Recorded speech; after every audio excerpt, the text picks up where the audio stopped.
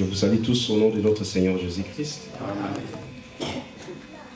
Nous allons prendre nos Bibles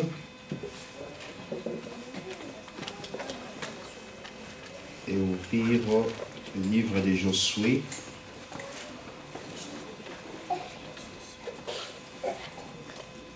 Dans le chapitre 10.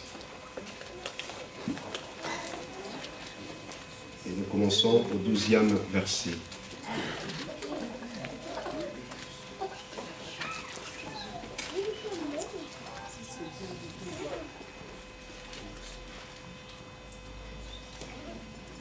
Alors Josué parla à l'Éternel les jours où l'Éternel livra les Amoréens aux enfants d'Israël. Et il dit en présence d'Israël, soleil, arrête-toi sur Gabaon, et toi, ligne, sur la vallée d'Ajalon. Et le soleil s'arrêta et la ligne suspendit sa course, jusqu'à ce que la nation ait tiré vengeance de ses ennemis. Cela n'est-il pas écrit dans le livre du juste? Le soleil s'arrêta au milieu du ciel et ne se hâta point de se coucher presque tout un jour. Il n'y a point eu de jour comme celui-là, ni avant ni après, où l'Éternel a écouté la voix d'un homme, car l'Éternel combattait pour Israël. Et Josué et tout Israël avec lui retourna au camp à Gilgal.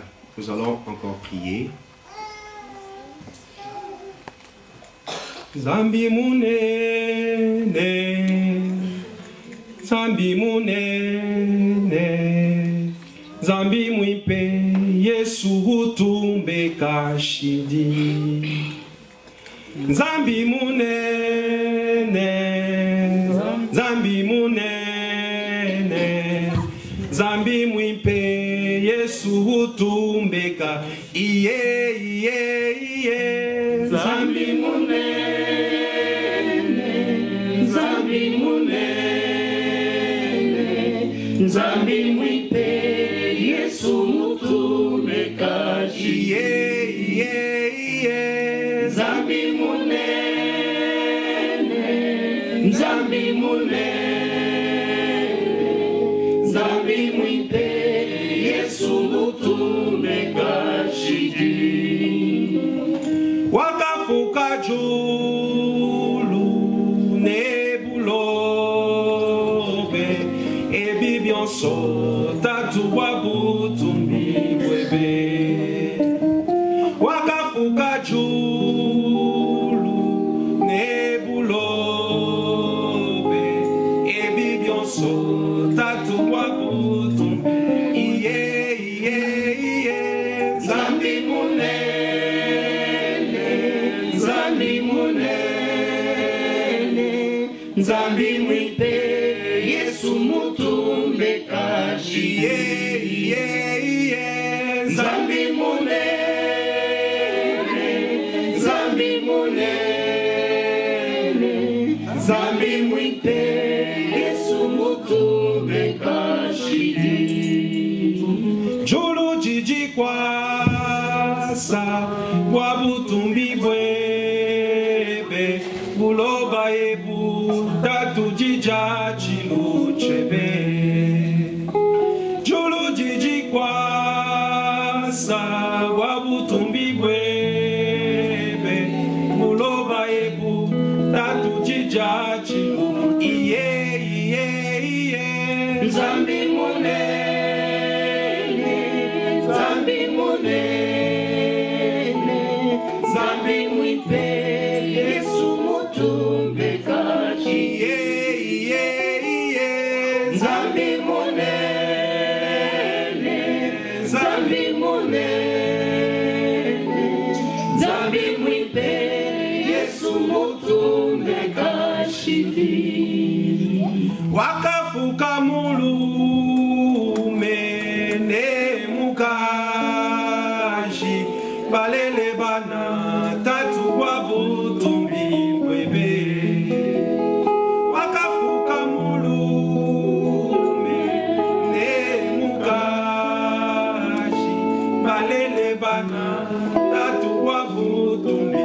Iye, iye, iye. Zambi munene, Zambi munene.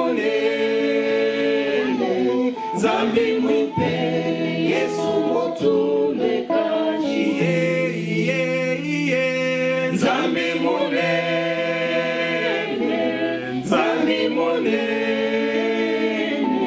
Nzambe mwite, Yesu motume kashidi. Deus é grande, Deus é grande, poderoso Pai, o seja louvado. Deus é grande, Deus é grande, poderoso Pai, o seja louvado. Deus é grande, Deus é grande, Deus é grande, poderoso Pai, o seja louvado. Deus é grande, Deus é grande, Deus é grande, poderoso Pai, o seja louvado. Tu es le même, tu es le même, tu es le même. Jésus n'a pas changé, Jésus le même. Il est le même, tu es le même, tu es le même. Jésus n'a pas changé. Oui, Seigneur, tu es le même, hier, aujourd'hui et pour toujours. Tu es celui qui a créé le ciel et la terre, l'être et les mouvements. Tu es celui qui appela à l'existence ce qui n'existait pas. Tu es la parole du commencement, cette parole qui a créé toutes les choses. Nous te sommes infiniment reconnaissants, Seigneur, car tu n'as pas changé. Notre joie est grande, Seigneur, de savoir que tu es le même et qu'en toi il n'y a ni ombre ni variation. C'est toi l'image de Dieu invisible, l'empreinte de sa personne. Oh Dieu, sois béni car nous croyons que ta présence au milieu de nous est une consolation pour ton peuple. Ta présence au milieu de nous, c'est la bénédiction pour ton peuple. Ta présence au milieu de nous, les ténèbres sont chassées. Ta présence au milieu de nous éclaire nos voies, éclaire nos sentiers, éclaire nos chemins. Car tu es le chemin, la vérité et la vie. Seigneur, nous te demandons de descendre dans ta gloire et de nous parler, Seigneur du haut des cieux. Car tu es l'ange qui vole au milieu des ciels, qui tient l'évangile éternel entre tes mains pour annoncer aux habitants de la terre de craindre Dieu et de lui donner gloire. Oui, éternel des armées, c'est toi que Dieu a souverainement élevé et Dieu t'a donné le nom qui est au-dessus de tes égaux, afin qu'à ton nom tout genou fléchisse et toute langue confesse que tu es Seigneur. À ton nom tout esprit se tait. Au nom de Jésus, nous repoussons toute puissance maléfique, tous les plans maléfiques de l'ennemi, tous les plans des sorciers, tous les plans des marabouts, tout ce qui ne confesse pas ta Seigneurie. Au nom de Jésus de Nazareth, que le diable soit hors état de lui. Place ton trône au milieu de nous, car ta présence est l'absence totale de l'ennemi. Donne-nous l'entendement spirituel, afin que nous puissions t'écouter, Yahweh Shalom. Donne-nous l'oreille circoncis, afin que nous puissions te saisir, Yahweh Shalom. Oh Dieu, parle-nous, Seigneur, afin que nous puissions parler comme les disciples sur le chemin d'Emmaüs. Lorsqu'ils t'ont entendu parler, ils ont dit, nos cœurs ne brillaient-ils pas au-dedans de nous pendant qu'ils nous parlaient en chemin. Yahweh, que nos yeux puissent s'ouvrir et que nous puissions voir les signes du Messie et que nous puissions t'adorer. Au nom de Jésus-Christ, nous avons ainsi prié. Amen. Amen. Amen. Bien-aimés, c'est toujours la joie d'être dans la maison du Seigneur. Amen. Parce que nous croyons que dans la maison du Seigneur, nous recevons toutes les choses. Dans la maison du Seigneur, bien-aimés, l'Éternel est là présent pour nous bénir. Il est celui qui prépare la nourriture pour ses enfants. Il est celui qui s'appelle le serviteur fidèle. Car ce jour-là, Jésus-Christ voulait savoir qui est le serviteur fidèle que le Maître a établi sur ces gens pour leur donner la nourriture convenable au temps convenable. Nous avons fouillé dans les Écritures, dans la Bible, nous avons fouillé dans le monde, nous avons regardé dans le ciel, sur la terre, sous la terre, Non, bien-aimé, il n'y a pas de serviteur fidèle. Et nous croyons que le serviteur fidèle, c'est lui-même, le Seigneur de gloire. Car bien-aimé, celui qui était fidèle, c'est celui qui a giré sur la cuisse. Il a placé la main sur la cuisse d'Abraham et il a giré d'aller chercher l'épouse pour Isaac. Cet homme-là, c'est le serviteur le plus ancien.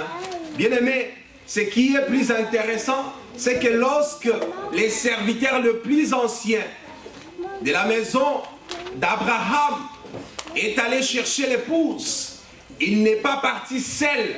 Il avait besoin de chameaux. Amen. Amen. Amen. Il n'est pas parti seul. Il avait besoin de chameaux. Il avait besoin d'être accompagné par les chameaux. Il a choisi 10 chameaux. Or, nous disons que les serviteurs les plus anciens, c'est lui que Abraham choisit.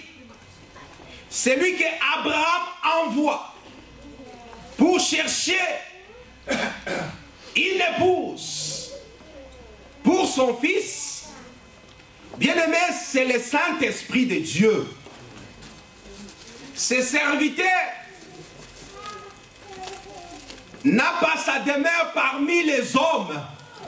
Ce serviteur, il vient droit du ciel. Il est celui que le Père a placé sa confiance.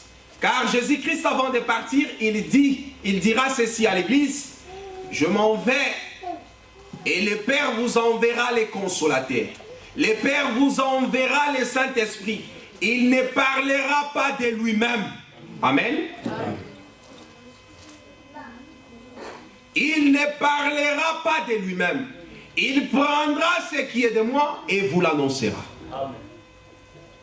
Voilà pourquoi lorsque le serviteur le plus ancien de la maison d'Abraham est venu, il n'a pas parlé de lui-même, il s'est effacé. Mais il a parlé d'Abraham, la richesse d'Abraham, il a parlé d'Isaac. Mais cependant, ce serviteur avait besoin des chameaux. Il devait être accompagné par 10 chameaux. Or, les chiffres 10, c'est les chiffres de l'Église. Lorsqu'on parle des chiffres 10, nous voyons les 10 vierges à l'attente de l'époux. Amen. Et Jésus-Christ, ce jour-là, devant l'homme riche, qui avait besoin de savoir qu'est-ce qu'il faut faire pour hériter le royaume des cieux, le Seigneur lui a dit: pourquoi tu m'appelles bon? Celui qui est bon, c'est seulement Dieu. Sur cette terre, personne n'est bon. Il lui a dit: mais tu as la loi de Moïse, mais c'est là en pratique. Cet homme a dit: j'ai toujours observé cette loi depuis ma naissance. Le Seigneur regarde, le Seigneur ne le contredit pas. Il dit: mais il faut ajouter quelque chose. Mais qu'est-ce qu'il faut ajouter? Il dit: prends ta richesse, tout ce que tu as, donne-le aux pauvres et suis-moi. L'homme était attristé parce qu'il avait beaucoup de richesses. Il avait beaucoup bien aimé. Pour suivre le Seigneur, il faut tout abandonner. La richesse pour lui, peut-être c'était les bétails. La richesse pour lui, peut-être c'était des maisons, c'était tout ce qu'il avait. Mais toi, tu as aussi une richesse. Parce que tu peux dire: cela ne me concerne pas parce que je suis pauvre.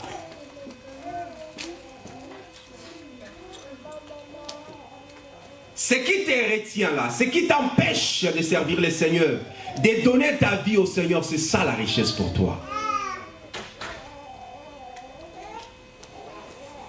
Ton péché chéri là, c'est ça la richesse que tu as. Pour suivre le Seigneur, il faut abandonner cela. Pour plaire au Seigneur, il faut abandonner cela. Pour hériter le royaume des cieux, il faut abandonner cela. Amen. Et le Seigneur regarde, il dit: il est difficile à un riche de royaume d'hériter le royaume des cieux. Mais c'est plus facile à un chameau de pénétrer dans les trous de l'aiguille. Ah bon? Nous comprenons que le royaume des cieux, c'est pour les chameaux. il est facile à un chameau de percer l'aiguille, de passer par les trous de l'aiguille. Oh bien-aimé, regarde la grandeur du chameau, regarde l'aiguille et son trou. On a même du mal pour faire passer les fils.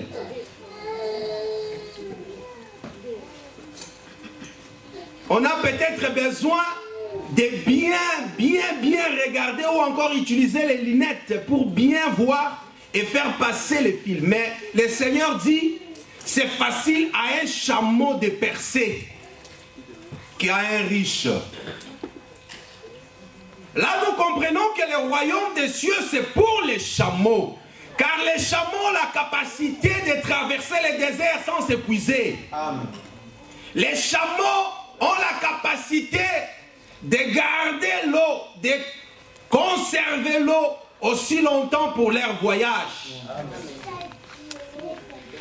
Tu as besoin d'une provision pour le voyage, bien-aimé.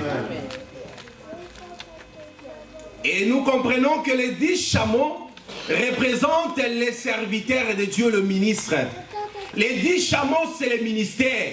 Parce que le Saint-Esprit a besoin de corps pour travailler. Amen. Le Saint-Esprit, lorsqu'il descend, voilà pourquoi nous contestons tout enseignement qui dit que tu peux te sauver en restant à la maison en lisant toi-même la Bible. Amen. C'est une fausseté, bien-aimé. Parce que Dieu, pour être sauvé, pour être considéré comme étant enfant de Dieu, tu dois suivre la procédure. Tu dois faire ce qui est juste. Voilà pourquoi ce jour-là, Jésus-Christ devant Jean-Baptiste, Jean-Baptiste a regardé le Seigneur, il a dit, mais toi tu n'as pas besoin d'être baptisé, mais c'est moi plutôt qui a besoin du baptême. Le Seigneur regarde Jean-Baptiste et dit, faisons ce qui est juste. Ce qui était juste était que lui, l'animal, soit lavé. L'animal de sacrifice devait être lavé pour que le feu descende. C'est ce qu'Élie a fait. Et souvenez-vous que Jean-Baptiste, c'est lui Élie. Lorsque Jean-Baptiste, lorsque Élie, devant les prophètes de Baal, il voulait que le feu descende du ciel et que Dieu exauce, que l'adoration soit parfaite. Il a rétabli l'autel, il a pris l'animal, il a placé sur l'autel, il a versé de l'eau. Voilà pourquoi Jésus-Christ, comme étant l'animal de sacrifice, il devait passer par l'eau. Jean devait verser de l'eau sur lui, afin que le feu descende et que l'animal, l'adoration soit parfaite, l'animal soit agréé. Il est merveilleux notre Seigneur. Il est bon, bien-aimé. Tu es béni. Toi qui es venu chercher la nourriture, le blé, pour ta maison, pour ta famille, pour ta vie, pour ton foyer. Amen. Amen. Les soleils sur Gabaon. Bien-aimé, nous allons lire encore une écriture. Apocalypse 12. Je bénis le Seigneur parce que pendant la semaine, j'ai eu les coups de fil de mon bien-aimé Alain qui m'a appelé. Il a dit, mais pasteur, j'étais à la maison, je méditais. Alors, je vis Josué 10. C'est ça même, Apocalypse 12. J'ai dit, mais c'est ce que le pasteur est en train de dire. J'ai dit, ah mon frère, tu es pressé. L'œil de l'aigle, tu as déjà vu. Non, bien-aimé, ça fait la joie de voir qu'il y a des bien-aimés zélés qui prennent leur temps malgré la fatigue, malgré les boulots, malgré tout ce que nous avons comme problème. ils prennent le temps de chercher le Seigneur, de méditer la parole du Seigneur. Car la Bible dit que ces livres de la loi ne s'éloignent pas de toi, ne s'éloignent pas de ta bouche. Médite-les nuit et jour, afin que tu aies le succès, la réussite dans tes entreprises. Un enfant de Dieu doit prendre le temps, un vrai chameau, le bouc, tous ces animaux qui ont des poches, ce sont des ruminants. Ils sont là, à un moment donné, ils doivent ruminer, c'est comment on dit? Ruminer plutôt, ruminer tout ce qu'il a mangé. Amen. Si réellement tu es un chameau, si réellement tu es un bouc, tu dois ruminer tout ce que tu as consommé. Et c'est ça, bien-aimé, qui fait la joie et la force des saints. Nous allons lire Apocalypse 12. Voilà pourquoi j'aime ces cantiques, les ruminants. Apocalypse 12. Un grand signe parut dans le ciel, une femme enveloppée du soleil, la lune sous ses pieds et une couronne de 12 étoiles sur sa tête. Elle était enceinte et elle criait étant en travail et dans le douleur de l'enfantement. Un autre signe parut encore dans le ciel, et voici c'était un grand dragon rouge au feu, ayant 7 têtes et 10 cornes, et sur ses têtes 7 diadèmes. Sa queue entraînait les tiers des étoiles du ciel et le jetait sur la terre. Les dragons s'éteignent devant la femme qui allait enfanter, afin de dévorer son enfant lorsqu'elle l'aurait enfanté. Elle enfanta un fils qui doit paître toutes les nations avec une verge de fer. Et son enfant fut enlevé vers Dieu et vers son trône. Et la femme s'enfuit dans le désert où elle avait un lieu préparé par Dieu, afin d'y être nourrie pendant 1260 jours. Amen. Je peux m'arrêter là. Mais à la maison, tu peux lire tous les livres de l'Apocalypse 12. Donc tous les chapitres de l'Apocalypse 12. Parce que l'Apocalypse 12 nous aide à comprendre Daniel 9, Apocalypse 11 et Josué 10 que nous sommes en train d'expliquer. Josué 10 nous parle du soleil arrêté par Josué. Et nous avons parlé en détail sur ces soleils. Nous avions expliqué que le soleil dont il est question ici, c'est le véritable soleil. Selon Psaume 84 et 12, notre Dieu, il est le soleil, il est le bouclier. Il est le soleil qui nous protège contre nos ennemis. Il est Dieu, créateur du ciel et de la terre. Parce que, bien aimé, nous croyons que la nature, tout ce que Dieu a créé, Dieu voulait que l'homme puisse comprendre la grandeur de ce qu'il est à travers la nature. Voilà pourquoi Dieu s'est déversé dans la nature. Dieu a placé dans la nature, dans tout ce qu'il a fait, une portion de sa divinité. Voilà pourquoi le bien-aimé Paul nous dit que lorsque nous voyons ces ouvrages, ils sont donc inexcusables. Déjà par la nature, Dieu peut te juger. Déjà par la nature, Dieu peut te condamner. Déjà la nature, c'est tout un jugement, bien-aimé. Les hommes ont préféré adorer la nature, bien-aimé, en ignorant les créateurs. Et nous avons dit, et nous continuons à dire que chaque créature a son créateur. Amen. Dieu qui a créé le soleil naturel, le soleil qui éclaire, il voulait par le soleil, nous puissions comprendre ce qu'il est. C'est ce qu'il a dit à Nicodème. Lorsque je vous ai parlé des choses naturelles, vous ne m'avez pas saisi. Comment vous allez me comprendre lorsque je vous parlerai des choses célestes? Or, les choses naturelles, c'est ça, la mer, les eaux, le soleil, la lune, les étoiles, la forêt, les poissons, les crocodiles, dans tous ces animaux bien-aimés, nous voyons la nature de Dieu. Et lorsque Dieu est venu vers Job, Dieu n'a pas utilisé cette Bible bien-aimée, Dieu a utilisé la nature. Les soleils, Josué dit, arrête-toi soleil. Et nous avions dit que durant un jour, le soleil a suspendu sa course. Et lorsque le soleil a suspendu sa course, nous voyons quelque part la présence de la lune. Mais où se trouve la lune? La lune se trouve dans une vallée. Où est-ce que le soleil a suspendu sa course? Le soleil s'est arrêté sur Gabaon. C'est quoi Gabaon? Gabaon, c'est une montagne. Gabaon, c'est une colline. Nous voyons une montagne. Malheureusement, nous n'avons pas un tableau. Parce que les tableaux, c'est bien aussi, ça aide, ça facilite la compréhension.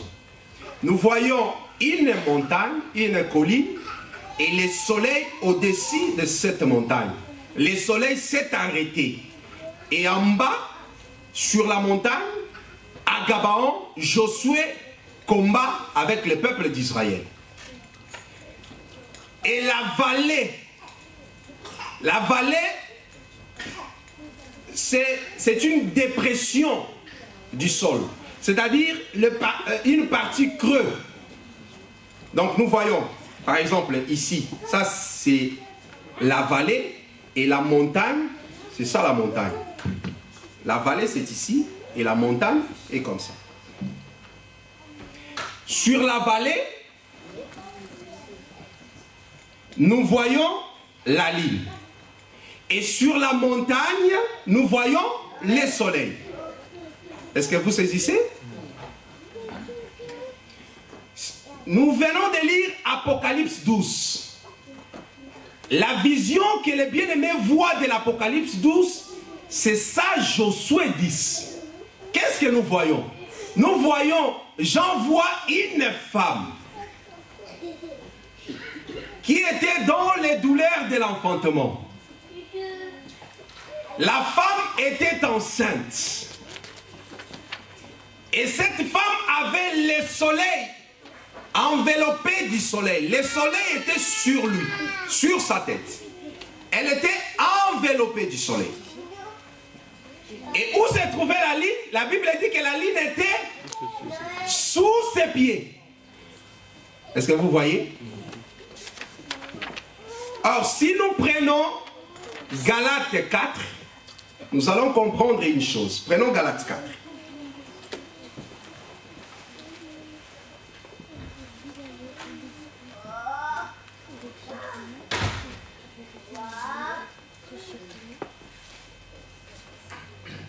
Je dois lire le verset 10 et puis je dois sauter. Galates 4, le verset 10 dit ceci. Vous observez les jours, le mois, les temps, les années. J'ai craint d'avoir inutilement travaillé pour vous. Ça c'est Galates 4, 10 à 11. Dans 21, Paul dit ceci.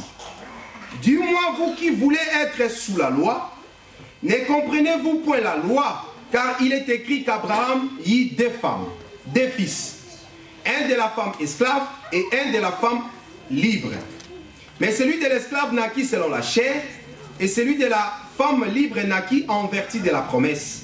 Ces faits ont une valeur allégorique, car ces femmes sont des alliances. L'une du mont Sinaï, enfantant pour la servitude, c'est Agar. Car Agar, c'est le mont Sinaï en Arabie. Et elle correspond à la Jérusalem actuelle qui est dans la servitude avec ses enfants. Mais la Jérusalem d'en haut est libre, c'est notre mère. Car il est écrit, réjouis-toi stérile, toi qui n'enfantes point. Éclate et pousse des cris, toi qui n'as pas éprouvé les douleurs de l'enfantement. Car les enfants de la délaissée seront plus nombreux que les enfants de celles qui étaient mariées. Pour vous, frères, comme Isaac, vous êtes enfants de la promesse. Et de même qu'alors celui qui était né selon la chair persécutait celui qui était né selon l'esprit, ainsi en est-il encore maintenant.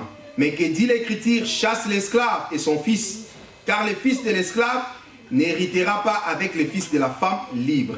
C'est pourquoi, frères, nous ne sommes pas enfants de l'esclave, mais de la femme libre.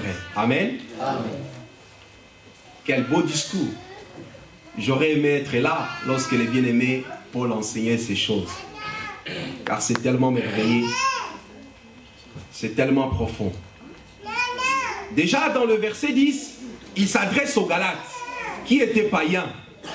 Il dit aux Galates, il dit, vous observez les jours, vous observez les mois, vous observez les années, les temps. J'ai craint d'avoir travaillé en vain. Il veut leur dire que l'observation de toutes ces choses, ce n'est pas pour vous, païens. Ce n'est pas pour vous, gentils. Ce n'est pas pour vous, nations. En d'autres termes, selon notre enseignement, nous pouvons dire que la ligne ne vous appartient pas. Parce que souvenez-vous qu'on avait lu Psaume 104 dans le verset 19 qui disait que la ligne a été créée pour marquer les temps. C'est-à-dire la ligne a été créée pour marquer les temps et le soleil connaît quand est-ce qu'il va se coucher. Nous voyons la ligne qui se place à Ajalon dans une vallée que nous avions expliqué que cela représente la maison d'Israël, Ajalon.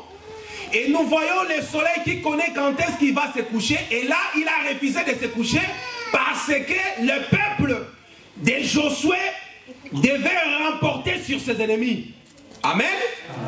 Et le soleil a refusé de se coucher.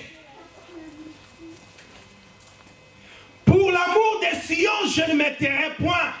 Pour l'amour de Jérusalem, je ne me donnerai point du repos. Jusqu'à ce que son salut paraisse comme l'aurore. Et sa délivrance comme un flambeau. Dieu ne se donne pas du repos. Dieu ne se hâte pas de se coucher au moment où toi tu es dans la souffrance. Pour l'amour de Sion, je ne me tairai point. Pour l'amour de Jérusalem, je ne me donnerai point du repos. Voilà pourquoi aujourd'hui le Seigneur Jésus-Christ, il est à la droite du Père, intercédant pour nous. Il ne se donne point du repos. Il est au service. C'est ce qui se faisait lorsque le souverain sacrificateur entrait dans les lieux saints. Dans les lieux saints, le souverain sacrificateur qui intercédait en faveur du peuple, bien aimé, lorsqu'il était en service sur sa robe, il y avait des clochettes. Et pendant qu'il était en mouvement, il y avait les bruits qui sonnaient, qui résonnaient. Et cela montrait que le sacrificateur, il est encore en vie. Voilà pourquoi aujourd'hui la Bible dit que le sang de Jésus-Christ crie, parle. C'est là le Seigneur, il ne se donne pas du repos. Il ne se repose pas, les fils de l'homme. Le soleil s'est arrêté. Le soleil a refusé d'aller se coucher. Pourquoi? Parce qu'il y avait la bataille, il y avait la guerre, il y avait les combats. Bien-aimé, il faut être dans la joie de savoir que ton Dieu ne dort pas. Amen. Il faut être dans la joie de savoir que ton Dieu veille. Notre Dieu ne dort ni ne somnole. Il est le soleil qui sait quand est-ce qu'il va se coucher. Mais pour le moment, il veille. Et là, nous voyons Gabaon, qui est une montagne. Et nous avons dit qu'à Jalon, là où la ligne s'est arrêté là où la ligne a suspendu sa course. Nous avions dit que cela représente la maison d'Israël. Pourquoi nous avions lu cette écriture de Galates 4? Galates 4 nous explique clairement ce qui se passe. Il dit au peuple de Galates que vous commencez à observer les jours, les mois, les années, les temps. Regardez, comptez. Ça, c'était pour la maison d'Israël. Ça ne vous concerne pas. Et lorsqu'il descend, il dit, dans 21, dites-moi, vous qui voulez être sous la loi. Ah, là nous comprenons que les Galates, le peuple des Galates voulait être encore sous la loi. Ils croyaient que le salut, c'est en observant la loi de Moïse. Mais Paul dit, non, je crains d'avoir travaillé en vain. Ce que moi je vous ai apporté, ce n'est pas la loi de Moïse. Car le peuple qui ont reçu la loi de Moïse, ils sont jusqu'à aujourd'hui sous la malédiction. Car personne n'est capable d'accomplir la loi de Moïse dans sa chair, dans son entièreté. Aucun homme. C'est pour cela que Jésus-Christ est venu pour accomplir cette loi dans sa chair, afin de nous donner le joug qui est léger. Et aujourd'hui, nous sommes sauvés par la foi. Paul voulait dire aux Galates que vous êtes sauvés par la foi. Il suffit seulement de croire à celui que Dieu a envoyé. Il suffit de croire à celui qui a accompli la loi dans sa chair. Et cette personne, c'est Jésus-Christ de Nazareth. Amen. Il est mort quant à la loi. Il dit, vous qui voulez être sous la loi, ne comprenez-vous pas la loi? Que dit la loi? Il commence à expliquer la loi de Moïse. Il dit, Abraham a eu deux fils. Les deux fils d'Abraham, c'est Isaac. Et l'autre fils, c'était Ismaël. Il dit il continue, il dit, Abraham a eu deux femmes. Parce que les deux fils sont issus de deux femmes distinctes. Deux femmes différentes. Agar et Sarah. Il commence à expliquer maintenant qui est Agar. Il dit Agar, selon la signification de son nom. Vous voyez là où nous avons tiré toutes ces choses. Parce que lorsque nous expliquons les mystères qui se cachent dans les noms, nous ne sommes pas les premiers à les dire. Paul ici, il est en train d'expliquer, il dit, il prend Agar. Il dit, en Arabie, Agar signifie mont Sinaï, signifie Sinaï. Et il commence à expliquer, il dit, Agar veut dire mont Sinaï. Ah, oui. Mont Sinaï, c'est là où Moïse a donné la loi aux enfants d'Israël. Pendant la marche, lorsque les enfants d'Israël sont sortis de l'Égypte, arrivés sur cette montagne qu'on appelle Sinaï, Dieu a appelé Moïse, il dit monte, je te parlerai, je te donnerai la loi, et cette loi-là, tu vas communiquer aux enfants d'Israël. C'est cette loi qui va conduire les peuples d'Israël. C'est sur cette montagne que Moïse a reçu les 10 commandements et qu'il a donné aux enfants d'Israël. Il a reçu sur la montagne de Sinaï. Et ici, oui bien aimé, il faut m'interrompre. Il ne faut pas hésiter. Si tu ne comprends pas, si quelque chose t'échappe, nous sommes là pour que vous puissiez comprendre la parole du Seigneur. Il explique, il dit que Agar, qui est une femme, il explique que Agar, ça veut dire une montagne. Est-ce que vous voyez? Agar, c'est une femme, mais Agar veut dire aussi une montagne. Nous comprenons qu'une femme, c'est aussi une montagne. Il continue et explique que ces deux femmes sont aussi des alliances. Alors nous comprenons qu'une femme veut dire aussi une alliance. Il continue et explique et dit ces deux femmes sont aussi des villes. Jérusalem d'en haut et Jérusalem terrestre. Nous comprenons qu'une femme veut dire aussi une ville. Et nous comprenons aussi une femme veut dire église. Amen. Est-ce que vous avez saisi? C'est là où je vais marier Josué 10 à Apocalypse 12. C'est-à-dire, qu'est-ce qu'on a vu? Dans Josué 10, on dit qu'il y a une montagne qui s'appelle Gabaon, et sur cette montagne, le soleil s'est arrêté. Apocalypse 12, Jean voit plutôt une femme qui est enveloppée du soleil. Le soleil est sur la femme. Or, lorsqu'on a expliqué Josué 10, nous avions dit que Gabaon, c'est une femme. Gabaon, c'est l'église. Gabaon, c'est toi et moi. Vous comprenez? Apocalypse 12 dit que cette femme était enveloppée du soleil, c'est-à-dire le soleil était sur la tête de cette femme, et il dit que la lune était sous ses pieds. Or, lorsqu'on a pris Josué 10, on a vu que le soleil s'est arrêté sur la montagne, c'est-à-dire sur la femme, et en bas, dans le lieu creux du sol, nous voyons la lune. En d'autres termes, la lune était sous les pieds. Est-ce que vous voyez ça?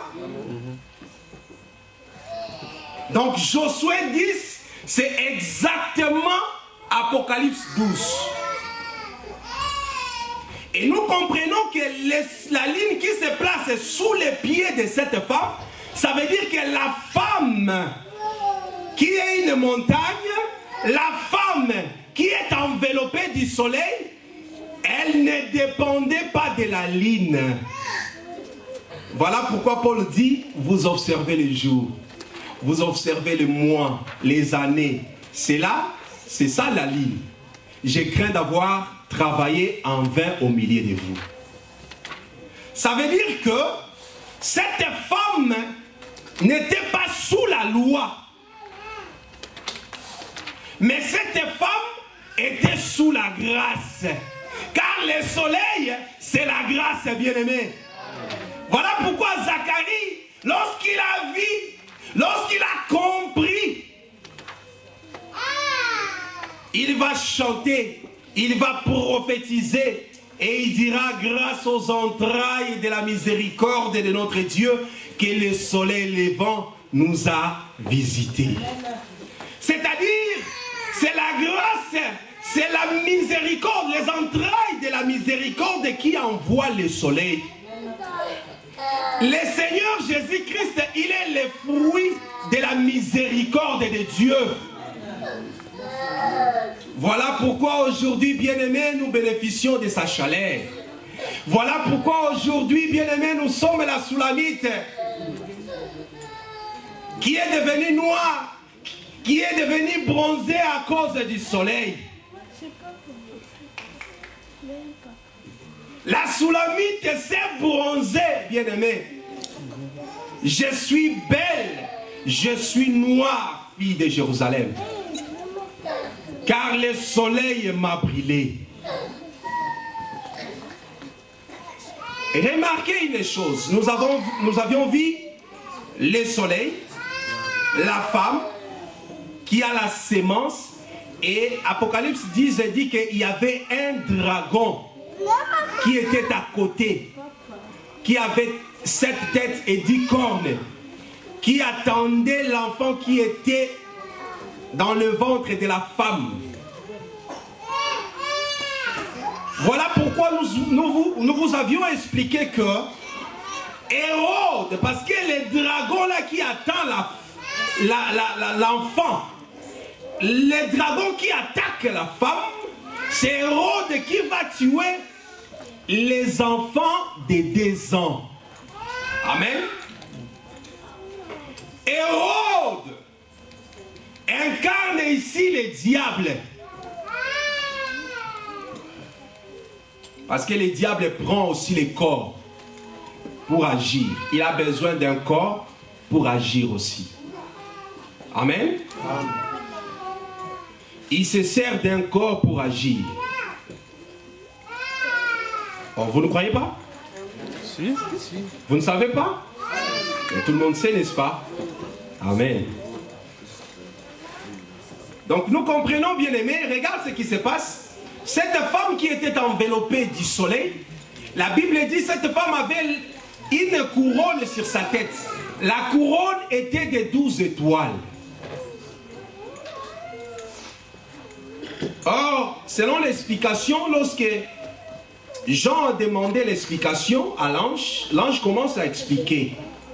Il dit que les 7, là, dans une autre écriture, Apocalypse toujours, mais pas Apocalypse 12, lorsqu'il voit l'église, l'homme qui tient dans sa main droite les 7 chandeliers, et qui avait aussi, il voit aussi les 7 étoiles, il donne l'explication, l'ange donne l'explication que les 7 étoiles sont les anges des 7 églises. Nous comprenons que cette femme qui était enveloppée du soleil, qui avait la couronne de 12 étoiles sur sa tête, 12 étoiles représentent l'enseignement que nous recevons aujourd'hui. Parce que Éphésiens 2:20 dit ceci: vous avez été édifiés sur le fondement des apôtres et des prophètes, Jésus-Christ comme étant la pierre angulaire. Donc nous comprenons que les étoiles, cette femme, lorsqu'on voyait la femme, on voyait l'enseignement. Elle était encouronnée d'un enseignement. Et pas n'importe quel enseignement, l'enseignement des apôtres. Voilà pourquoi on a vu 12 étoiles sur sa tête. Et toi, tu es couronné de quel enseignement? De quelle étoile? Car aujourd'hui, bien aimé, tout ce qui brille ne sont pas étoiles.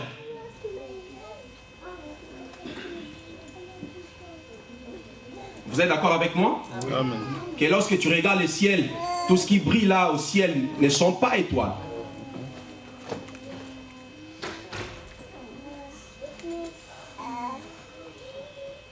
C'est très important, bien aimé. Nous sommes édifiés sur les fondements des apôtres et des prophètes. Pourquoi, bien aimé? Parce que nous avions expliqué que l'étoile, c'est l'étoile qui a guidé les mages jusqu'au lieu de l'adoration. Amen. Pour que les mages adorent le Seigneur Jésus-Christ, ils devaient observer l'étoile. Et l'étoile, nous avions dit que l'étoile, c'est le ministère. C'est le ministère qui va te montrer les lieux d'adoration. C'est le ministère qui va te montrer les fils. C'est le ministère qui va t'enseigner, t'apprendre qui est Jésus-Christ de Nazareth, l'homme de Galilée. Voilà pourquoi, bien-aimé, tu dois être environné, tu dois être couronné de 12 étoiles, de l'enseignement des apôtres, de l'enseignement des prophètes. Est-ce que lorsqu'on te regarde, on peut voir l'enseignement? Lorsqu'on te regarde, bien-aimé, on peut lire l'enseignement. On peut voir l'enseignement de Paul. Est-ce qu'on peut voir l'enseignement de Pierre? Est-ce qu'on peut comprendre Jean, l'enseignement de Jean à travers toi? Tu dois être couronné, bien-aimé. La couronne se voit. C'est visible à l'œil nu.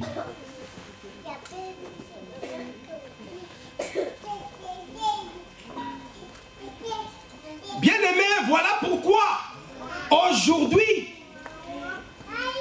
nous ne pouvons pas accepter un autre enseignement en dehors de ce que nous avons reçu. Il ne peut pas y avoir un autre enseignement, s'il peut y avoir des prophètes, s'il peut y avoir des apôtres, leurs enseignements doivent se conformer à l'enseignement de Pierre, à l'enseignement de Paul, à l'enseignement de Jacques, à l'enseignement de Jean. Amen. Si tu te dis prophète ou inspiré ou un ange, bien-aimé, enseigne-nous comme Paul nous a enseigné. Amen. Il ne peut pas y avoir une révélation, une inspiration qui va contredire ce que le bien-aimé Paul a enseigné. Car la Bible nous dit, le bien-aimé Paul nous dit, ne vous conformez pas au siècle présent, mais soyez transformés par le renouvellement de l'intelligence. C'est seulement l'intelligence qui doit être renouvelée, bien-aimé. L'intelligence est renouvelée, c'est-à-dire connaître Dieu dans sa profondeur, sonder encore les Écritures davantage.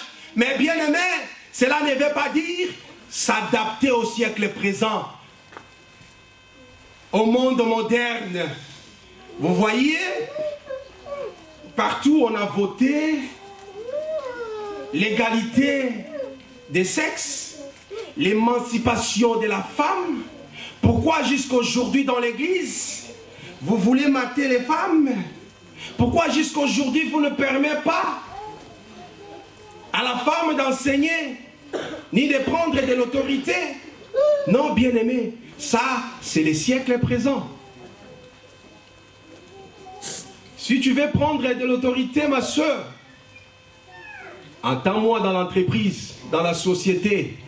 Là, tu peux me commander. Tu peux me diriger. Là, il n'y a pas de problème. Mais dans l'église, ce n'est pas le cas. Je ne permets pas à la femme de prendre de l'autorité ni d'enseigner. Cela reste comme ça. Parce que Dieu, il est parfait dès le commencement. Amen. Bien-aimé, il n'y a rien de nouveau sous le soleil. Ce qui arriva au temps de Noé arrivera au temps des fils de l'homme. Ce qui arriva au temps de Lot arrivera au temps des fils de l'homme, bien-aimé. Oui, c'est légal aujourd'hui l'homosexualité. On n'a pas de problème avec ça. Mais lorsque nous prenons la Bible, nous allons dire, écoutez, nous n'allons pas célébrer les mariages homosexuels dans l'église. Nous allons crier haut et fort. Dans l'église, la Bible nous dit que l'homosexualité, les homosexuels n'hériteront pas le royaume des cieux. Amen. De la même manière, les adultères, les voleurs, les impudiques n'hériteront pas le royaume des cieux. Amen. Nous n'avons pas peur de dire ces choses.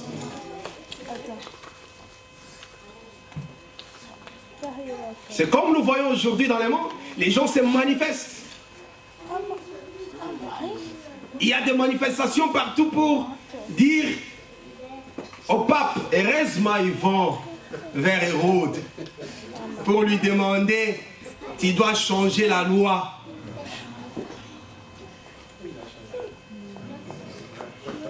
Mais dans l'église du Seigneur, bien-aimé, la loi de Dieu ne change pas. Amen. On ne peut pas enlever ni iota.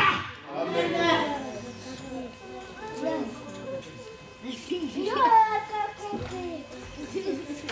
Il est merveilleux, bien-aimé, de comprendre les temps. Il est merveilleux, bien-aimé, de regarder, de comprendre les signes du temps. Lorsque nous voyons toutes ces choses, l'église, il faut faire attention. Notre mari n'est pas loin. Voilà pourquoi la Bible dit, sortez du milieu de mon peuple et le Seigneur vous éclairera. Amen. Hérode n'est pas content. Hérode ne peut jamais adorer les fils. Hérode ne pourra jamais adorer les fils. Parce qu'Hérode n'est pas destiné au salut. Hérode est destiné à la colère.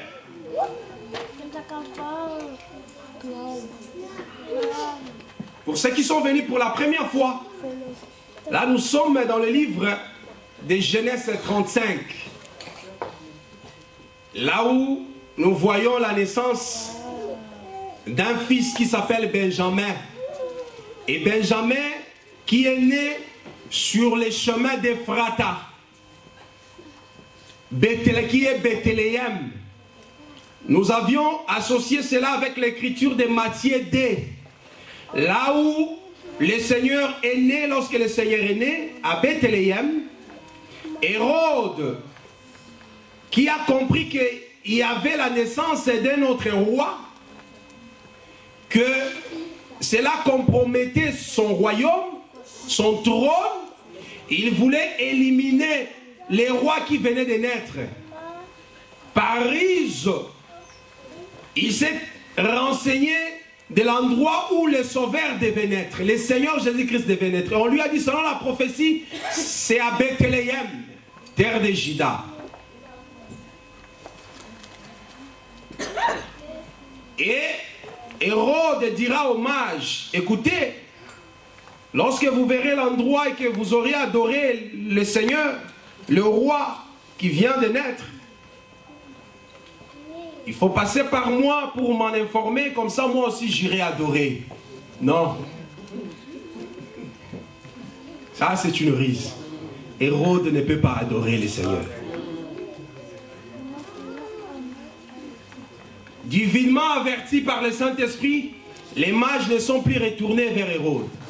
Compris qu'il a été joué par les mages, en colère, voilà les dragons qui viennent attaquer l'enfant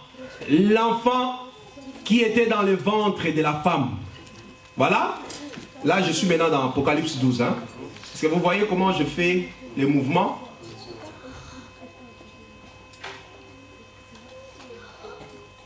La Bible dit que Hérode va tuer tous les enfants de 2 ans.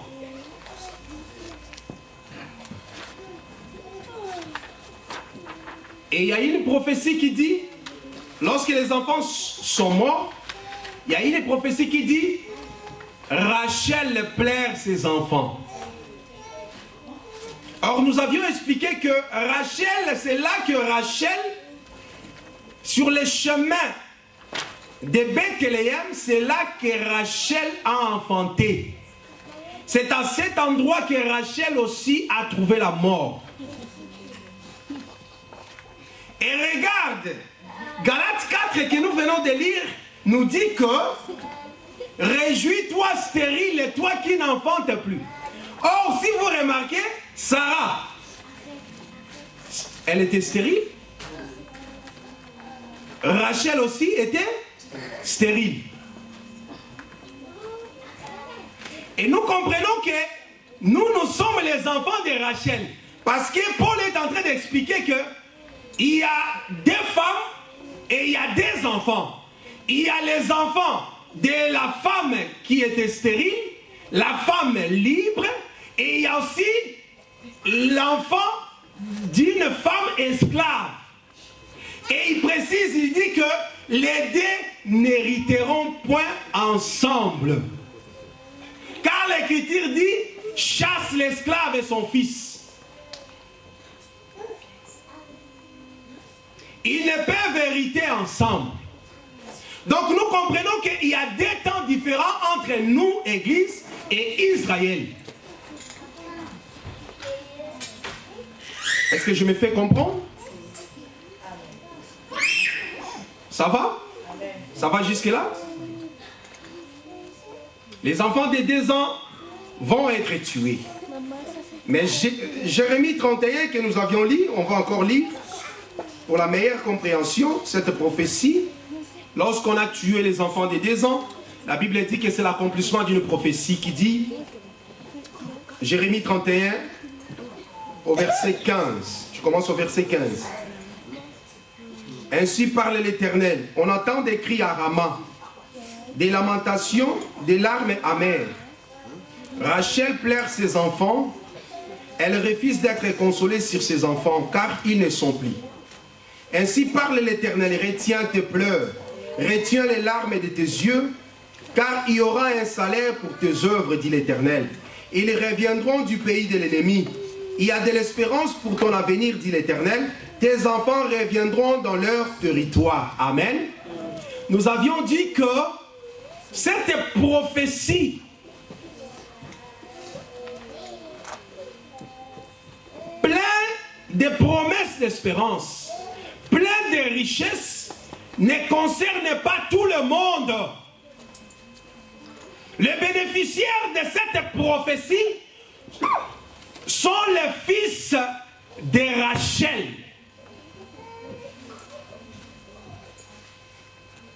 Et nous avions dit que pour bénéficier de cette promesse, il faut être fils ou fille de Rachel. Parce que la douleur de la femme, la douleur de cette femme a été portée par les fils de ma douleur, Benjamin, qui est le Seigneur Jésus-Christ. Amen. La souffrance de la femme a été portée par Jésus-Christ.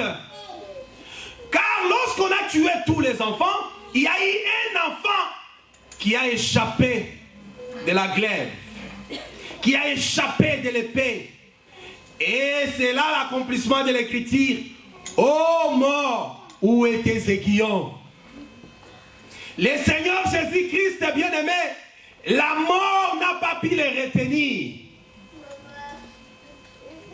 Voilà pourquoi, lorsque nous changeons de langage, nous disons que le Seigneur n'était jamais, il n'a pas connu la mort. Car ce jour-là, le Seigneur regarde la foule, il dit, lorsque je serai enlevé, j'emmènerai tous les hommes avec moi. Mais ils ont dit, mais les Juifs ont compris. Il dit, mais là, lorsqu'il parle, lorsque je serai enlevé, il parle de la mort. Mais nous avons lu, toi tu dis que tu es le Christ. Nous avons lu dans la Bible, dans les Écritures, dans les Saintes Écritures, que les Christ demeurent éternellement. Les Christ ne meurent pas. Mais comment toi tu te dis Christ, mais tu vas encore mourir? Vous voyez, ils ont compris que les Christ ne meurent jamais. Voilà le Fils qui a échappé de la mort.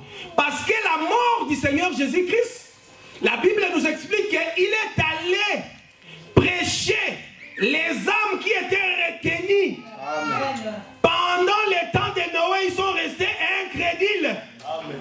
Le Seigneur est allé prêcher.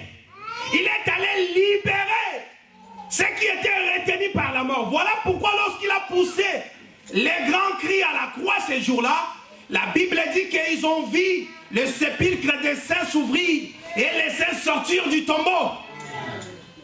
Aujourd'hui, aucun saint se trouve dans le séjour des morts. Amen. Car le Seigneur, il a la clé des morts et des séjours des morts. Amen. Voilà pourquoi, en tant qu'enfants de Dieu, nous n'avons pas peur de la mort. La mort plutôt, comme bien-aimé Paul dit, la mort met tes gains. Mais cela ne veut pas dire que tu ailles te suicider. Dis-moi, la mort met tes gains, je dois chercher cette mort-là. À cause de tes souffrances, des difficultés et tout ça. C'est ce qui se passe aujourd'hui dans le monde aujourd'hui. Tu mets fin à tes jours parce que voilà, les choses ne vont pas, il n'y a rien qui marche. Dans le désespoir, échec scolaire, échec dans le mariage. Tout ça, bien aimé, pour nous, enfants de Dieu, il y a la récompense. C'est ça, si tu es enfant de Rachel, tu ne vas pas te suicider. Comme font les Blancs, les Occidentaux. Ils ne supportent pas le stress. À des fois, ils se demandent, mais comment nous faisons, nous autres? Avec les CPS, tu es bien habillé. Peut-être tu as encore une voiture. Mais dis, mais ça c'est la folie. Celui qui touche le CPS vit comme ça. Les justes vivra par la foi. Nous ne regardons pas la montagne de problèmes qui se place devant nous. Car il y a une promesse qui dit, c'est quoi cette montagne devant Zorobabel? elle sera aplanie. Amen. Nous ne regardons pas la montagne des problèmes qui est devant nous. Mais nous regardons à celui qui a vaincu toutes les choses. Amen. Nos yeux sont fixés vers celui qui a renversé Dagon. Celui qui a vaincu à la croix. Bien-aimé, pour les enfants de Rachel, il y a une récompense. Mais qui sont enfants de Rachel? Pour que les fils qui ont échappé de la mort puissent nous secourir, puissent te secourir. Parce que les fils ne portent que la douleur de la femme. Les fils ne portent que la douleur de la femme, je disais. Or, la femme, nous avions dit que cette femme, c'est l'église du Seigneur. Jésus-Christ ne porte que le fardeau de son église. Parce que cette écriture qui dit, venez à moi, vous tous qui êtes fatigués et chargés, je vous donnerai du repos. Cette écriture concerne les enfants de Rachel. Les enfants de 2 ans. Qui sont les enfants de 2 ans? On doit comprendre ces enfants-là de Rachel qu'on a tués et qui seront ressuscités, qui vont retourner à leur territoire. Retourner au territoire, j'ai expliqué que c'est récupérer tout ce que tu as perdu. Tout ce que tu as perdu, ta beauté, tu l'as perdu, tu l'auras, bien-aimé. Qu'est-ce que tu as perdu encore? Les enfants, tu auras tes enfants. Qu'est-ce que tu as perdu encore? Ta fertilité, tu en auras, bien-aimé. Tout est possible à celui qui croit. Ne t'ai-je pas dit, si tu crois, tu verras la gloire du Seigneur. Amen. Il ne faut pas reporter ça au futur, comme a fait Marie, comme a fait Marthe. Seigneur, je sais, à la résurrection des morts, il a reporté ça au futur. Non, non, le Seigneur dit aujourd'hui. Aujourd'hui. La Bible dit aujourd'hui, si vous entendez sa voix, n'endurcissez pas vos cœurs. Car bien aimé, lorsqu'il vient devant les tombeaux, la première chose, il faut que la pierre soit ôtée. Amen. Et cette pierre, c'est l'incrédulité, bien aimé. Cette pierre, c'est l'incrédulité qui t'empêche de voir la main du Seigneur. Quoi? Parce que, bien aimé, après examen, après recherche, tu as compris qu'à cet âge-là, de 40 et quelques, c'est difficile pour une femme de concevoir. Parce que tu as fait des recherches par rapport aux statistiques. Une femme qui a déjà 5 enfants, c'est difficile de se marier avec un homme aussi charmant. Non, bien-aimé, tout est possible. Alléluia. Il y a la récompense pour tes œuvres. Est-ce que quelles sont les œuvres? Est-ce qu'on peut compter, lorsqu'on compte les bonnes œuvres, ceux qui font les bonnes œuvres, est-ce que tu fais partie de ces gens-là, de ces groupes-là, que le Seigneur, lorsqu'il regarde, comme il a regardé avec l'autre Corneille? Parce que, bien aimé, qu'est-ce que Corneille faisait pour que Dieu se souvienne de Corneille? L'ange est venu, il dit, Corneille, tes prières et tes aumônes sont montées vers Dieu et Dieu s'en est souvenu. Voilà les bonnes œuvres qui méritent une récompense. Qu'est-ce que tu fais pour le Seigneur? Comment tu mènes ta vie, bien-aimé? Ça, c'est les œuvres des enfants des 2 ans. Alors, nous allons expliquer les enfants des 2 ans. Premièrement, il faut comprendre une chose. Nous sommes dans les contextes. Il est question du soleil. Les enfants de 2 ans sont liés à l'activité du soleil.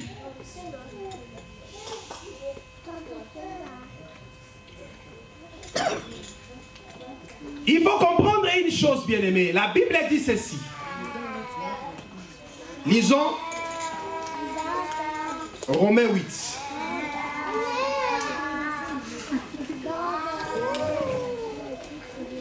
Qu'est-ce que nous dit Romains 8?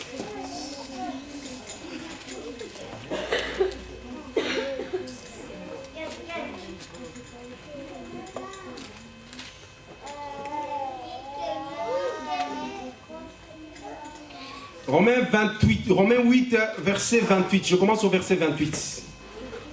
Nous savons du reste que toute chose concourt au bien de ceux qui aiment Dieu, de ceux qui sont appelés selon son dessein. Tu vois? Déjà ici, est-ce que tu comprends déjà la pensée? Toute chose concourt au bien de ceux qui aiment Dieu. Toutes choses. La Bible dit toutes choses. Tout alors concourt au bien de ceux qui aiment Dieu et de ceux qui sont appelés selon son dessein. Car ceux qu'il a connus d'avance, vous voyez les enfants de Rachel, vous allez comprendre, les enfants de Rachel sont ici. Car ceux qu'il a connus d'avance, il les a aussi prédestinés à être semblables à l'image de son fils. Il faut être semblable à l'image de qui? Du fils. Afin que son fils soit le premier-né de beaucoup de frères. Ah, donc c'est-à-dire, il y a déjà un autre enfant de Rachel parmi tant d'autres. Premier-né de beaucoup de frères. Parce qu'il est écrit, Rachel plaire ses enfants. Et ceux qu'il a prédestinés, il les a aussi appelés. Et ceux qu'il a appelés, il les a aussi justifiés. Et ceux qu'il a justifiés, il les a aussi glorifiés. Oui. C'est très important. Que dirons-nous donc à l'égard de ces choses? Si Dieu est pour nous, qui sera contre nous? Lui qui n'a point épargné son propre fils, mais qui l'a livré pour nous tous, comment ne nous donnera-t-il pas aussi toutes choses avec lui? Qui accusera les élus de Dieu? C'est Dieu qui justifie. Qui les condamnera? Christ est mort. Bien plus, il est ressuscité. Il est à la droite de Dieu et il intercède pour nous. Est-ce que vous voyez les bras? Les fils de ma droite. Il intercède pour nous. Qui nous séparera de l'amour de Christ? Sera-ce la tribulation? Vous voyez? Non.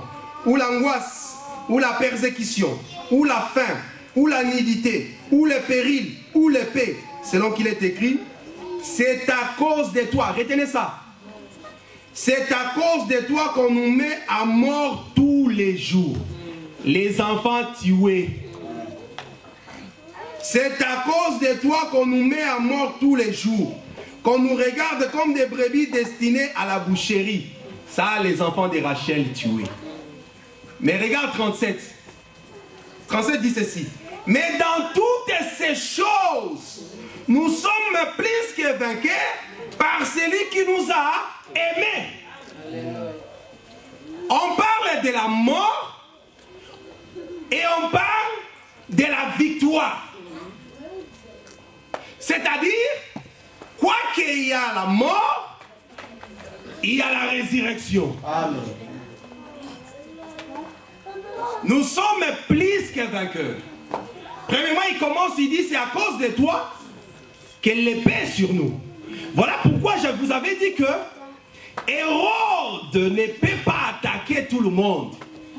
Quand tu regardes ton frère charnel, ton ami charnel, ton colère, les choses semblent bien marcher, pas de problème, pas de difficultés, tout ce qu'il entreprend, il n'y a pas de complications. Et toi tu te poses des questions, mais moi enfant de Dieu qui observe la parole, qui marche dans la crainte du Seigneur, qui tient mon corps assujetti, mais pourquoi je ne bénéficie pas de ces choses? Moi le fils du roi des rois.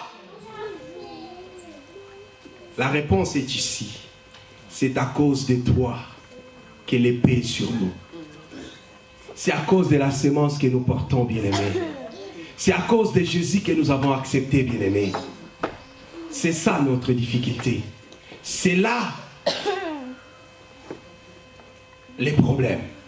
Mais cependant, dans toutes ces choses, nous sommes plus que vainqueurs. Car bien aimé, il y a la récompense. L'Éternel ne laissera jamais. Il ne permettra jamais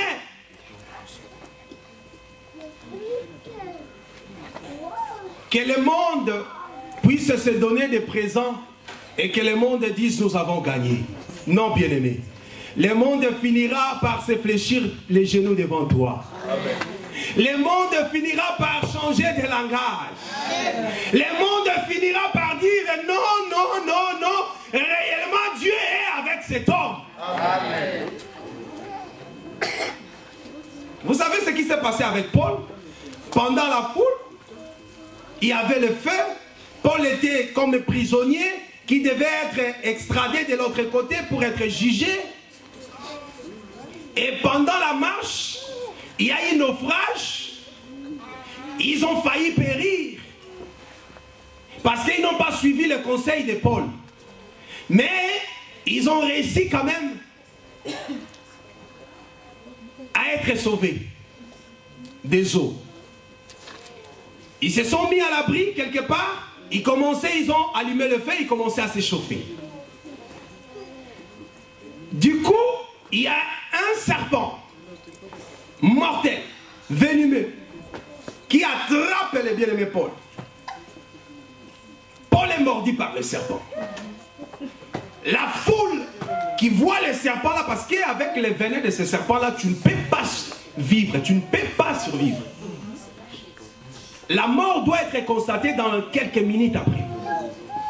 Lorsqu'ils ont vu la scène, ils ont dit réellement cet homme c'est un meurtrier. Le destin n'a pas voulu le laisser en vie. Nous avons compris pourquoi il est prisonnier. Paul va secouer le bras dans le feu, le serpent a déjà mordi, alors le serpent est parti. Il commençait maintenant à regarder la montre. 1 minute, 2 minutes.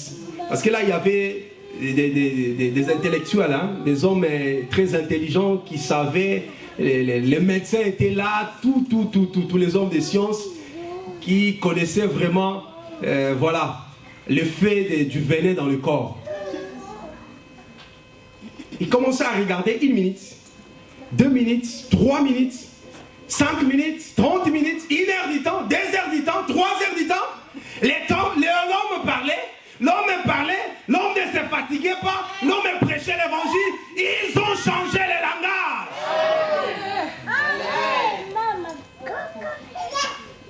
Bien-aimés, ils vont changer le langage. Il est merveilleux cet homme de Galilée. Les enfants de 2 ans. Ici, nous voyons qu'il y a la mort, mais il y a aussi la résurrection. Il y a la récompense, il y a la rémunération. Pour ceux qui ont connu la mort. Pour ceux qui ont connu l'épée. Parce que la Bible dit, rien ne nous séparera de l'amour du Seigneur. Ni l'épée, ni la famine. Les choses de ce siècle présent, bien-aimés, ne peuvent pas nous séparer de l'amour du Seigneur. Car après avoir souffert un peu de temps, le Seigneur viendra et te relèvera. Car il est le Rédempteur qui s'élève le dernier. Voilà. Les enfants de 2 ans.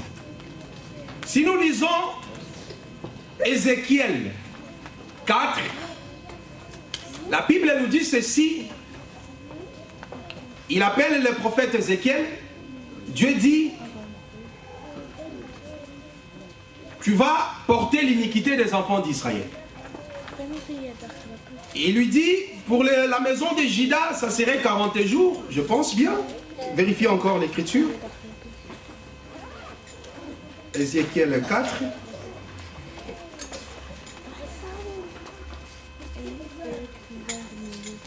Ézéchiel 4. Je peux commencer au verset 4. Pour les temps. Puis couche-toi sur le côté gauche, mets-y l'iniquité de la maison d'Israël. Et tu porteras leur iniquité autant de jours que tu seras couché sur ce côté. Je te compterai un nombre de jours égal à celui des années de leur iniquité. 390 jours, tu porteras ainsi l'iniquité de la maison d'Israël. Quand tu auras achevé ces jours, couche-toi sur le côté droit et tu porteras l'iniquité de la maison de Juda pendant 40 jours. Je t'impose un jour pour chaque année. Amen. Ici, Dieu qui appelle son serviteur, Ézéchiel, il dit, tu vas porter l'iniquité de ce peuple de Juda, de ce peuple d'Israël. Pour le peuple de Juda, ça serait 40 ans d'iniquité. Mais tu vas te coucher à côté pendant 40 jours. C'est-à-dire, 40 jours est égal à 40 années. Un jour égale à une année. Alors Pierre nous aide, il dit pour Dieu 1000 ans égale un jour égale à 1000 ans. Ici dans le livre d'Ézéchiel, on dit que un jour égale à une année. Donc, une année égale à un jour. C'est là que nous sommes allés pour comprendre les enfants de 2 ans, pourquoi on devait tuer les enfants de 2 ans. Pourquoi les enfants de 2 ans sont appelés enfants de Rachel? Parce que tout enfant n'est pas appelé enfant de Rachel. Les enfants de Rachel sont les enfants de 2 ans et en dessous. C'est-à-dire une année ou 2 ans. Et par rapport à cette écriture d'Ézéchiel 4, nous comprenons que les 2 ans égale aussi à combien? 2 jours. 2 jours. Ah. Si 2 ans égale aussi à 2 jours, c'est ici que nous allons comprendre la nature de ces enfants-là de Rachel. Pour être appelé enfant de Rachel, quelle est la nature de cet enfant, de ces enfants-là de Rachel? Or, bien-aimés, nous avions dit que nous parlons de la lumière, nous parlons du soleil. Lisons 1 Thessaloniciens.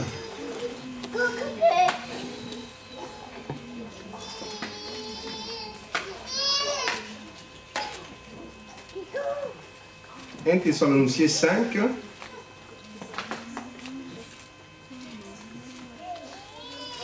Je vais commencer au premier verset. Pour ce qui est des temps et des moments, vous n'avez pas besoin, frères, qu'on vous en écrive, car vous savez bien vous-même que le jour du Seigneur viendra comme un voleur dans la nuit. Quand les hommes diront paix et sûreté, oh j'aime ça, quand les hommes diront paix et sûreté, alors une ruine soudaine les surprendra, comme les douleurs de l'enfantement surprennent la femme enceinte, et ils n'échapperont point. Quand les hommes diront paix et sûreté, une ruine soudaine les surprendra. 4. Mais vous, frères, vous n'êtes pas dans les ténèbres pour que ces jours vous surprennent comme un voleur. Vous êtes tous des enfants de la lumière et des enfants du jour. Nous ne sommes point de la nuit ni des ténèbres. Ne dormons donc point comme les autres, mais veillons et soyons sobres. Car ceux qui dorment, dorment la nuit, et ceux qui s'enivrent, s'enivrent la nuit. Mais nous qui sommes du jour, soyons sobres, ayant revêtu la cuirasse de la foi et de l'amour, et ayant pour casque l'espérance du salut. Amen. Remarquez, Paul dit ici, vous êtes tous les enfants de la lumière, les enfants du jour, c'est-à-dire les jours enfantent, les jours à des enfants. Souvenez-vous lorsqu'on a touché la résurrection de Lazare, parce que nous avions dit que cela est lié à la résurrection de Lazare, n'est-ce pas?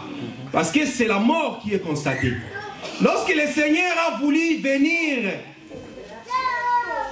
ressusciter Lazare, le Seigneur a évoqué les problèmes de la lumière. N'y a-t-il pas 12 heures dans un jour? Nous comprenons que le Seigneur vole au secours des enfants de la lumière. Et Paul dit ici, vous êtes tous des enfants de la lumière, les enfants du jour. Or, les enfants de la lumière, les enfants du jour, sont les enfants, selon Genèse 1, nous allons comprendre, lisons rapidement Genèse 1. La Bible dit ceci, Genèse 1, je commence au premier verset. Au commencement, Dieu créa les cieux et la terre. La terre était informe et vide. Il y avait des ténèbres à la surface de l'abîme. Et l'Esprit de Dieu se mouvait au-dessus des eaux. Dieu dit que la lumière soit, et la lumière fut. Dieu vit que la lumière était bonne, et Dieu sépara la lumière d'avec les ténèbres. Dieu appela la lumière jour, et il appela les ténèbres nuit. Ainsi, il y eut un soir, et il y eut un matin, ce fut les premiers jours. Dieu dit qu'il y ait une étendue entre les eaux, qu'elle sépare les eaux d'avec les eaux, et Dieu fit l'étendue et il sépara les eaux qui sont au-dessous de l'étendue d'avec les eaux qui sont au-dessus de l'étendue. Et cela fit ainsi. Dieu appela l'étendue ciel, ainsi il y eut un soir et il y eut un matin, ce fut le deuxième jour. Nous comprenons que dans des jours, les enfants des 2 jours, ce sont les enfants qui remplissent ces critères. Parce que la Bible dit, au commencement, Dieu créa le ciel et la terre. La terre était informe et vide. Or, cette terre qui était informe et vide, où les ténèbres régnaient, c'est toi et moi. Nous étions informes, nous étions vides. Quand nous étions encore dans le monde, les gens de ce monde sont informes et vides, sont une masse qui n'a pas été taillée. Oh bien-aimé, nous sommes l'argile entre les mains du potier. Voilà pourquoi tu dois te laisser entre les mains du potier pour que le potier te donne la forme qu'il veut.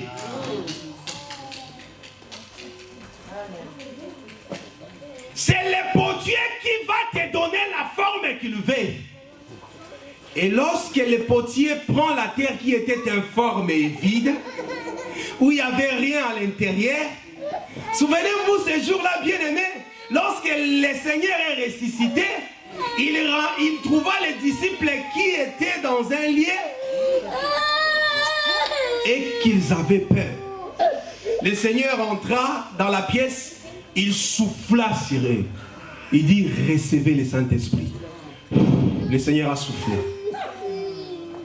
Voilà la terre qui était informe et vide. Ils n'avaient rien, voilà pourquoi ils avaient peur. Il faut que l'Éternel souffle. C'est ça ce que la Bible dit. La terre était informe et vide et Dieu dit. Lorsque Dieu dit, c'est ça, Dieu qui souffle sur la terre. Amen. C'est ça. Est-ce que vous comprenez? Amen. La terre informe et vide, je dis que c'est toi, c'est moi. Nous étions comme ça une masse informe et vide.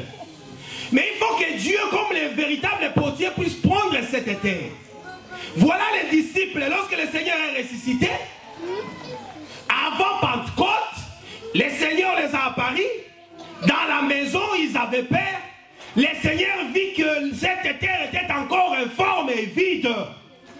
Voilà pourquoi ils avaient peur. Le Seigneur devait souffler sur eux. C'est ça Dieu dit.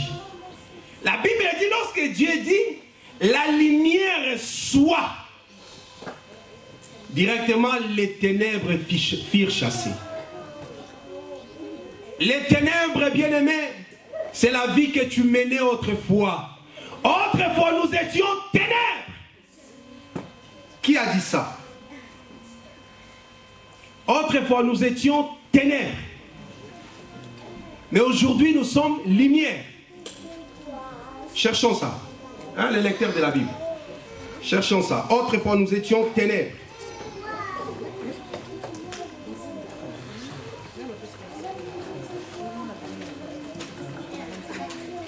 L'Écriture ne dit pas que nous étions dans les ténèbres. Il dit autrefois nous étions ténèbres.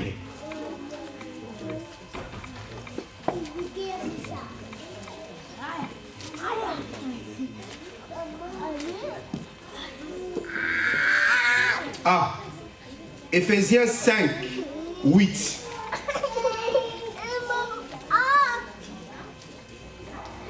Dit ceci. Autrefois vous étiez ténèbres et maintenant vous êtes lumière. C'est très important. Il ne dit pas que autrefois vous étiez dans les ténèbres, mais il dit autrefois vous étiez ténèbres. Maintenant vous êtes lumière. Or au commencement la Bible dit Dieu sépara la lumière avec les ténèbres. C'est-à-dire Dieu a fait la séparation entre enfants de Dieu et les enfants ténèbres. Lorsque Dieu vient dans ta vie, Dieu va faire un travail. Voilà les enfants de Rachel. Dieu va te faire sortir du monde. Terminons l'écriture. Autrefois vous étiez ténèbres et maintenant vous êtes lumière dans le Seigneur. Marchez donc, marchez comme des enfants des lumières. Car le fruit de la lumière consiste en toutes sortes de bonté, de justice et de vérité. Examinez ce qui est agréable au Seigneur. Et ne prenez point part aux œuvres infructueuses des ténèbres, mais plutôt condamnez-les. Car il est honteux de dire ce qu'ils font en secret. Mais tout ce qui est réprouvé apparaît en pleine lumière. Car tout ce qui est ainsi manifesté est lumière. C'est pour cela qu'il est dit, réveille-toi, toi qui dors, qui dormait. Je ne sais pas si vous êtes avec moi. Qui dormait? Non, non, non, non, non. Dans l'enseignement. Qui dormait? Lorsqu'on parlait, qui dormait? Lazare. Lazare. Le Seigneur a dit, notre ami Lazare dort. Il faut que je le réveille. Paul dit ici, c'est pour cela qu'il est dit, réveille-toi, toi qui dors, relève-toi d'entre les morts. Celui qui doit sortir d'entre les morts, c'est Lazare. Car la place de Lazare, ce n'était pas au tombeau. Ta place n'est pas au tombeau, bien-aimé. Relève-toi d'entre les morts et Christ t'éclairera. Christ deviendra ta lumière. C'est ça l'œuvre du premier jour. Les premiers jours, Dieu a pris la terre qui était informe et vide. Dieu a commencé à faire le travail dans cette terre. Et ce travail, c'est quoi? C'est que cette terre devienne lumière. Lorsque la terre devient lumière, la terre est appelée l'enfant du jour. Parce que Dieu va séparer maintenant les jours et la nuit. La lumière et les ténèbres. Voilà pourquoi, en tant qu'enfant de Dieu, on va te voir, bien-aimé, à côté de ceux qui sont de la lumière.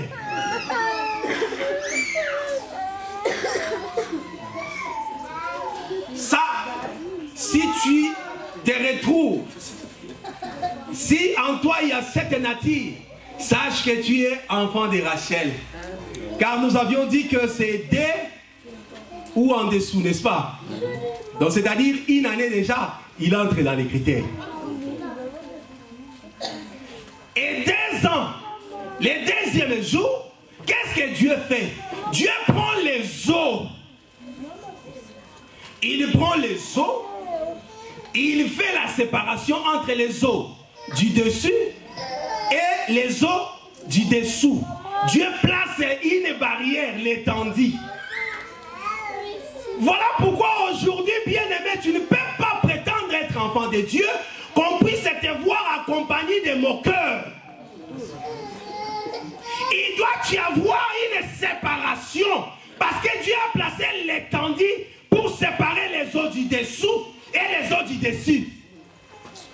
Les eaux du dessus et les eaux du dessous, il y a l'étendue qui les sépare.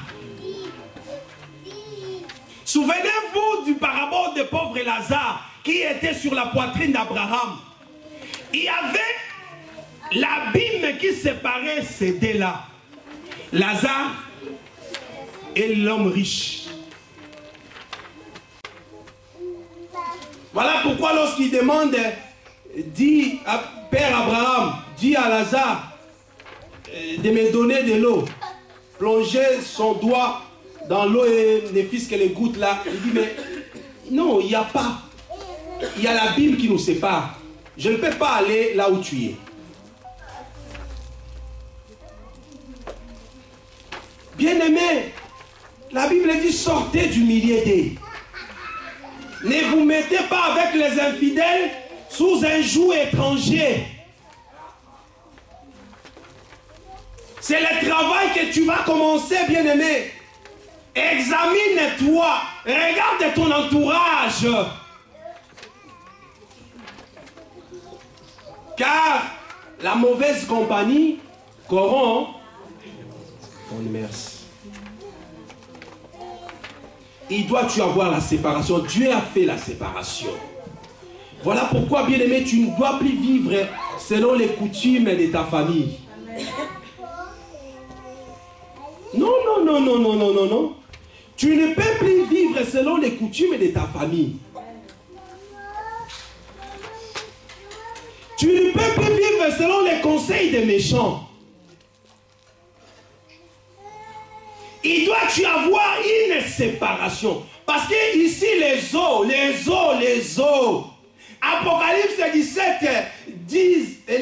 Apocalypse 17 nous dit ceci. On dit à Jean, les eaux que tu as vues, parce que Jean voulait savoir les eaux sur qui la prostituée, la bête était assise. C'est quoi les eaux là, les eaux? Est-ce que c'est les eaux comme ça, le fleuve que nous voyons, les eaux qui circulent, les lacs et tout ça? Non, non, non. Les eaux dont il est question dans la Bible, l'ange explique, il dit que ça veut dire le peuple, les nations, les langues. Donc lorsque Dieu sépare les eaux du dessus et les eaux du dessous, c'est-à-dire Dieu sépare des peuples. Voilà pourquoi l'Écriture dit, vous verrez de nouveau la différence entre ceux qui servent Dieu et ceux qui ne le servent pas. Entre les justes et les méchants. Il doit-tu avoir la différence? Cette différence doit commencer, premièrement, à être spirituelle. Avant de devenir matériel. Parce que matériellement, il peut y avoir aussi une différence. Parce que lorsque nous vous prêchons, bien-aimés, nous vous prêchons le Dieu qui bénit tant spirituel que matériel. Mais ce qui vient en premier, c'est le spirituel. Parce que c'est le spirituel, bien-aimé, c'est pour le spirituel que nous sommes enseignés. C'est pour le spirituel que nous avons tout abandonné. C'est pour le spirituel, bien-aimé, que nous nous accrochons au Seigneur. C'est pour le spirituel, bien-aimé, car ce qui est spirituel, bien-aimé, dira toujours.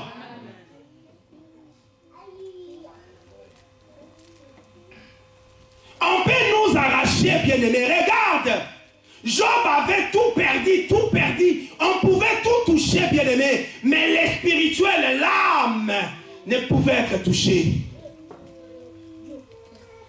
Le diable peut mettre sa main partout dans tout ce que tu as. Il peut tout chambouler. Mais le spirituel, il est incapable de toucher.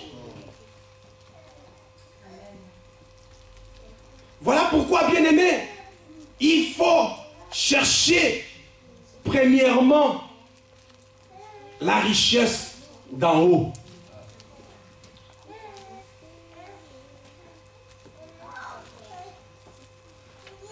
Il faut premièrement chercher à ramasser la richesse qui ne peut pas être détruite.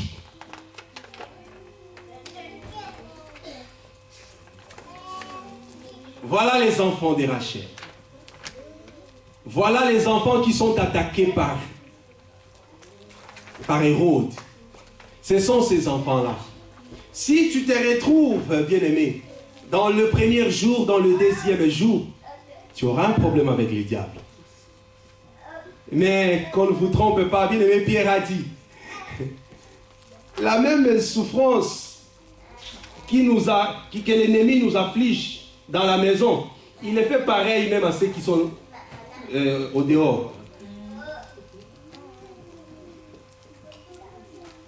Parce que avec le diable, rien n'est sûr. Voilà pourquoi il s'appelle le diable. S'il te donne, il attend quelque chose en échange. Il te donne le bonheur quelque part, mais il te prive de quelque chose de l'autre côté. C'est par un sacrifice. Il te donne le succès, la gloire, mais il te prive de la tranquillité, la paix, le sommeil.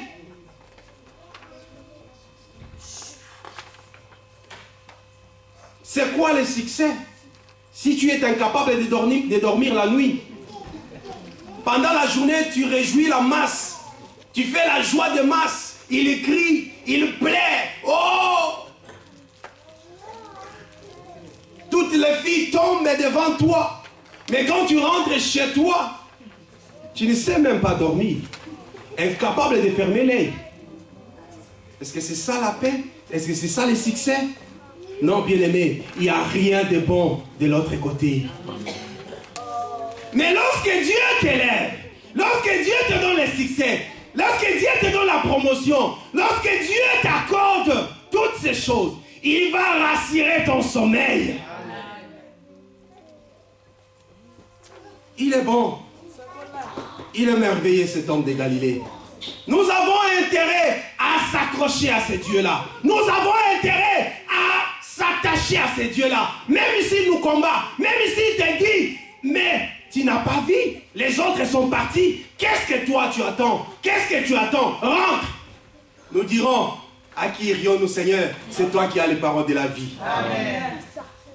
Nous dirions, comme un rite, non, ton Dieu sera mon Dieu. Ton pays sera mon pays. Nous n'allons pas retourner comme Olpa. Oprah, c'est ça. Parce que Dieu, des fois, après lorsque Pierre a répondu comme ça, lui-même il dit, n'est-ce pas vous les 12 que j'ai choisis?